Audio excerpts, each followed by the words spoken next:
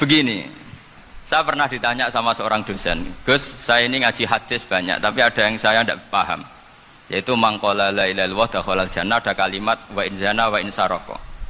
Meskipun pernah zina, pernah maling. Ini kan seakan-akan mentoleransi perzinaan dan pemalingan. Terus saya bilang, oh makna hadis itu seperti ini. Jadi kebenaran absolut, kebenaran yang mutlak itu tidak akan terganggu oleh status perilaku seseorang. Saya berkali-kali memberi contoh. Orang yang ditangkap KPK akan bilang 1 tambah 1 2. KPK-nya juga bilang 2. Rivalitas dalam politik, Pak Prabowo ya bilang 2, Pak Jokowi juga bilang 2. Orang yang zaniyah, yang lonte pun akan bilang 2. Muftinya juga bilang 2. Ketua MUI-nya juga bilang 2. Artinya gini, kebenaran yang absolut adalah kebenaran yang siapapun akan meyakini seperti itu. Seperti 1 ditambah 1 2. Kamu punya musuh bilang 2. Kalau ibu-ibu ini punya maru, ya marunya bilang 2 tadi tambah mama. Enggak tahu saya terjemahnya apa tadi. Nah, kebenaran yang absolut itu kebenaran yang siapapun pasti mengakui.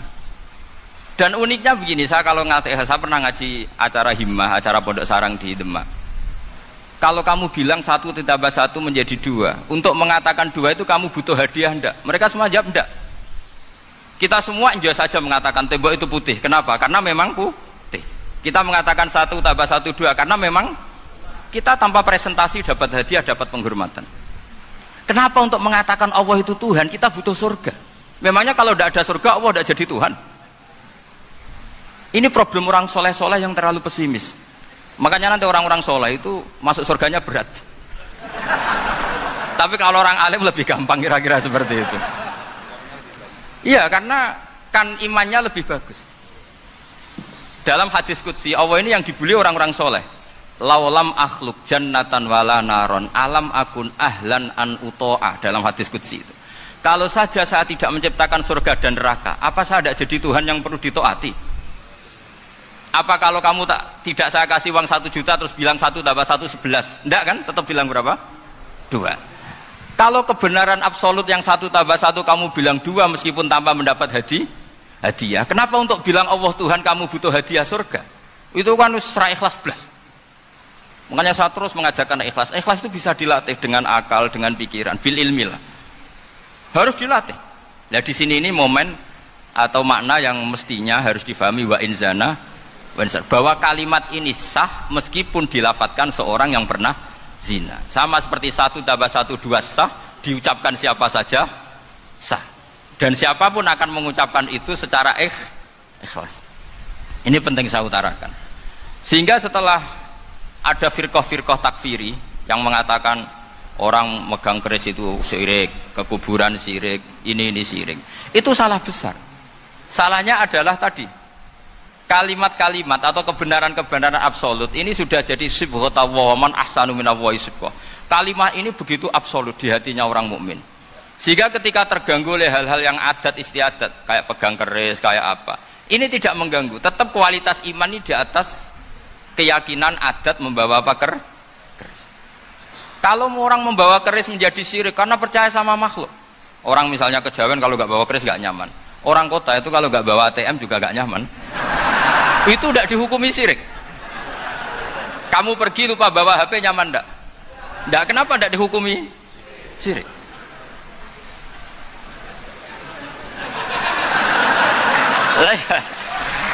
Jadi ini logika-logika. Jadi makanya ini Gus Reza boleh kritik saya itu berkali-kali bilang saya termasuk ulama yang mau bikin gerakan cangkem elek. Karena nanti kalau saya nisbatkan ke Rasulullah itu tidak pantas, karena Nabi ahsanan nasi khalqaw wa khuluqa. Tapi saya siap jadi bempernya Rasulullah sallallahu alaihi wasallam. Pernah ada diskusi di Jakarta, ini kisah nyata. Apa dalilnya setelah sholat salaman? Mana hadisnya? Itu dijawab hadisnya tentu kita kesulitan. Kalaupun ada hadisnya dhaif semua yang masalah musafahah. Akhirnya mau tidak mau dijawab pakai cangkem elek. Boleh enggak kamu setelah salam nyalain HP yang off? Boleh. Boleh enggak ke kamar mandi? Boleh. Oh berarti kencing boleh, nyalain HP boleh, yang enggak boleh itu ingat Allah. Karena mereka mengkritik wiridan, kritik salam. Akhirnya mikir deh. Ada enggak hadisnya orang setelah sholat nyalain HP? Enggak ada kan? Tapi mereka nyalain HP enggak hambatan, tapi untuk salaman masalahkan. Ke kamar mandi boleh, tapi untuk wiridan tidak boleh. Akhirnya mereka sadar, oh iya. Lama-lama dibisi gini yang kelompok itu. Kamu itu korban aliran supaya kamu gak ingat Allah, ingatnya HP-nya. Sehingga orang wiridan kamu kritik, orang nyalain HP tidak kamu kritik. Itu kelompok itu adalah kelompok orang-orang yang supaya orang Islam itu lupa Tuhannya. Itu gerakan cangkem melek, tapi jadikan orang sadar. Jadi ini penting. Jadi kalau kamu tidak bisa bela agama dengan jalan yang lurus karena tidak bakat gitu, nggak apa-apa pakai cangkem melek tadi. Karena nggak mungkin gerakan ini dinisbatkan kepada Rasulullah Shallallahu Alaihi Wasallam. Kalau soal sanad, saya punya sekian sanad tentang itu, tapi tidak usah kamu ikuti. Ada orang tanya, ya Pak Kiai, kalau setan dibakar di neraka panasan enggak? Ya panasan. Lo kan setan dari api, ngapain harus panasan? Kan materinya sama. Terus Kak Kiai tadi gak kesulitan, dia ngambil pasir, disawero di wajahnya. Wah sakit Kiai, kamu kan dari tanah, kena tanah kok.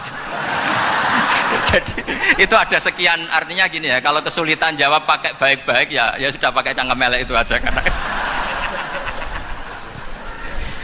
Nah, tapi tentu kan gerakan ini tidak mungkin dinisbatkan kepada para nabi.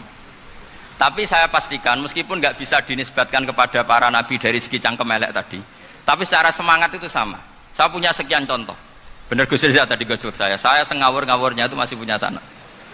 Itu pas saya ngawur pun masih punya apa? Sanad. Nabi Ibrahim itu ketika faja'alahum juzatan illa kabirallahum itu, si berhala paling besar dikasih kapak. Ketika mereka geger, ini siapa yang memelihara berhala kecil? Kata mereka, sami'na fata yadhkuruhum yuqalu lahu Ibrahim. Ya kira-kira Ibrahim lah gitu.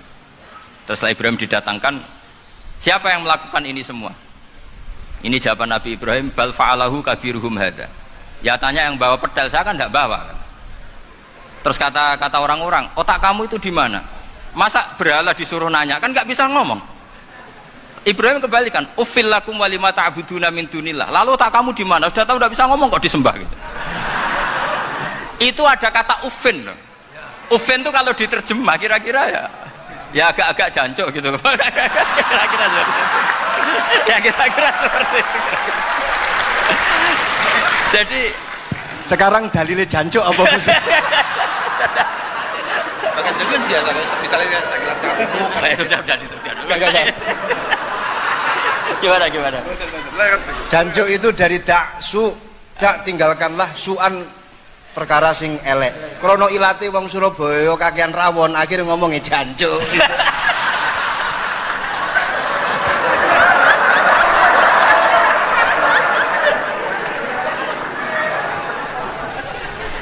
Jadi mulai dulu melawan kebatilan itu harus pakai logika yang vulgar. Karena memang nggak mungkin dengan bahasa-bahasa priayi itu nggak mungkin.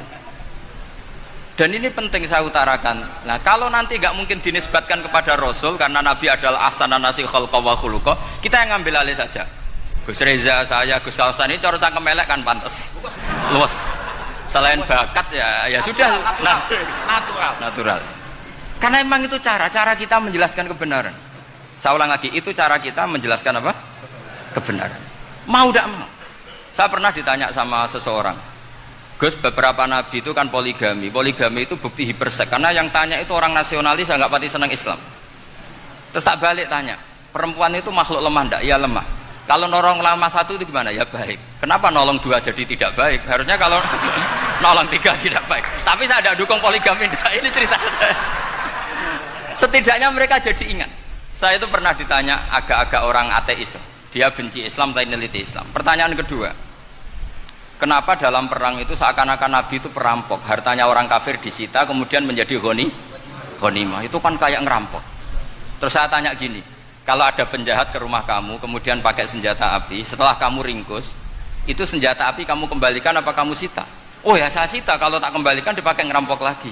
Ya sama seperti itu, kalau kekuatan mereka dikembalikan akan dipakai kekuatan mereka lagi. Jadi ya lagi-lagi ini kemenangan orang serius. Karena nanti guyonnya sudah dintekno sama Gus Safa sama Gus Riza. Nah kenapa saya ngajar begitu rileks, begitu santai? Karena pikiran saya sederhana. Fa innal uqula muttarratun ila qabilil haq. akal sehat pasti dipaksa menerima apa? Kebenaran. Sehingga kebenaran itu tidak usah kau ngomongkan secara serius, secara tidak perlu. Kebenaran itu mudah diterima. Saya itu pernah ngaji berkali-kali di Jogja di mana-mana sampai ada buku seorang dokter nulis tesisnya itu bangga lagi menjadi muslim setelah ngaji saya itu. Karena saya menerangkan itu ringan. Orang Islam itu harus mencintai Allah. Ciri utama cinta itu tidak tegang, rileks. Saya bilang begini, kalau kamu pernah 1 tahun digratisi orang rumah, makanan, kamu kira-kira itu mudah nggak mencintai orang yang berjasa sama kamu minjemin rumah dan kasih makan gratis? Mudah kan?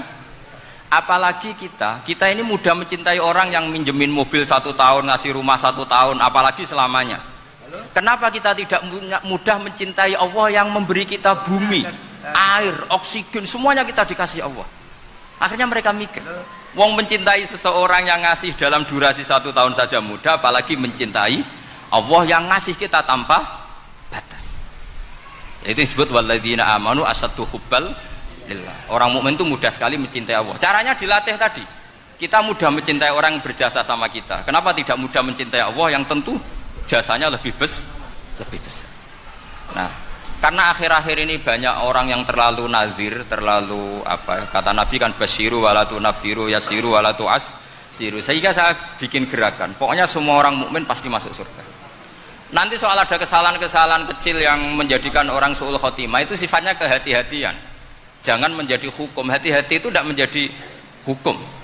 Kalau kamu nyupir hati-hati itu bukan berarti pasti kecelakaan, enggak. Hati-hati itu ya hati-hati saja, tidak menjadi hukum. Ini penting saya utarakan karena kubu sebelah kampanyenya sudah tadi, setiap mati mesti tenang bersama Bapak di surga. Sementara kita mau kampanye, kamu sholat tidak mesti diterima, haji tidak mesti diterima, jadi kiai tidak mesti masuk surga. Coba kalau kita kampanye gitu terus, yang mau jadi muslim itu siapa? Jadi ini sudah tak perhitungkan matang-matang, saya milih macam seperti itu. Ya ini saya pikir sudah, ini pembandingnya supaya punya waktu. Saya suka sekali. Nah ini yang sesi terakhir ya, sesi terakhir. Saya akan cerita fikih karena Nyun sewu Gus, ada iklan sebentar dari ibu-ibu, pentolan mic kurang dekat ke mulutnya Gus Baha. Sehingga suaranya tidak terdengar sampai ke belakang. Oh, gitu, pentolannya ya? Didekatkan Gus. Oh, gitu. Ini kalau ngomong konotasinya itu mesti nyerempet. Sudah apa ya? Sudah ahlinya di situ. Ya malah ada di situ.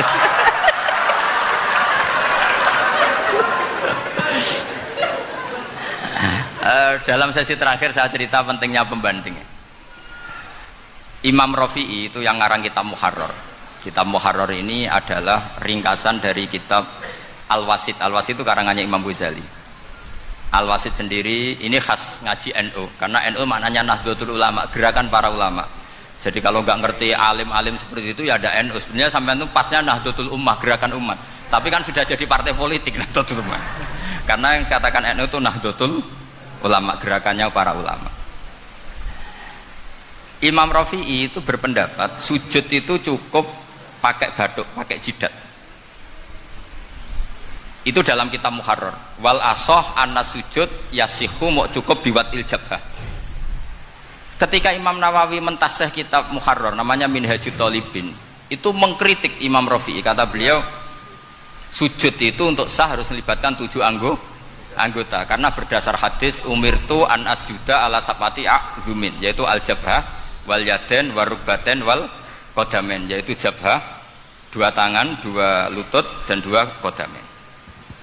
Akhirnya saya ngecek di kitab asli, Imam Rafi'i termasuk Ashabut Tarjih dan Imam Nawawi. 2 orang ini khilaf. Kan nggak mungkin kita sebagai musohehnya, karena yang khilaf ini 2 ulama besar, satu Imam Rafi'i, satu Imam siapa? Nawawi. Kita tidak bisa hanya ngikuti Fathul Mu'in yang mengatakan idza khalafan Nawawi wa Rafi'u qudiman Nawawi, tidak bisa, karena Imam Nawawi ini sering nginduk sama kitabnya Imam Rafi'i karena senior Imam Rafi'i.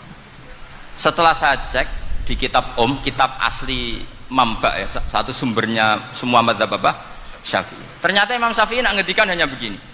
Wa uhibbu, saya suka setiap orang Islam sujud itu melibatkan 7 anggota karena itu aman, pasti sah.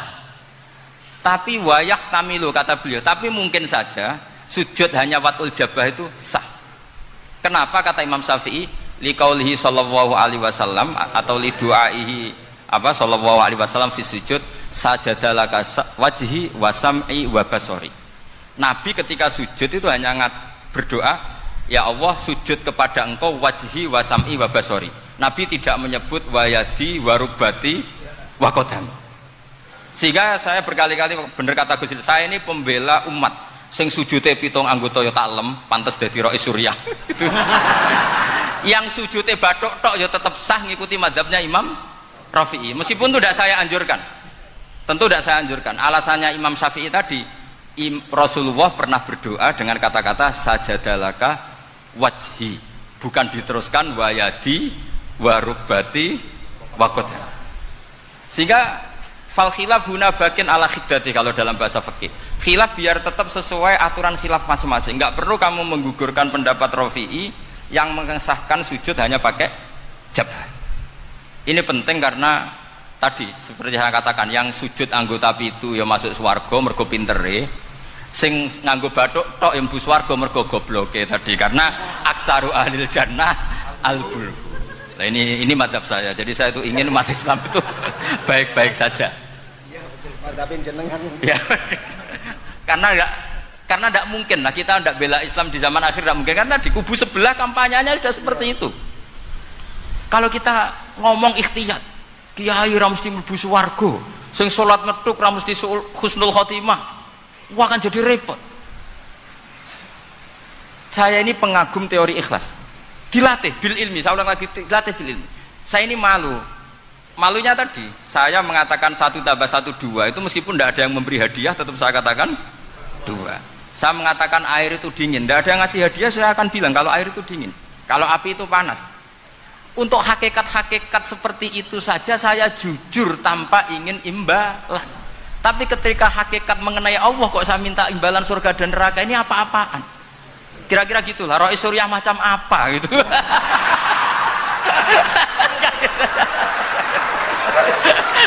Ya saya kira demikian. Assalamualaikum warahmatullahi wabarakatuh.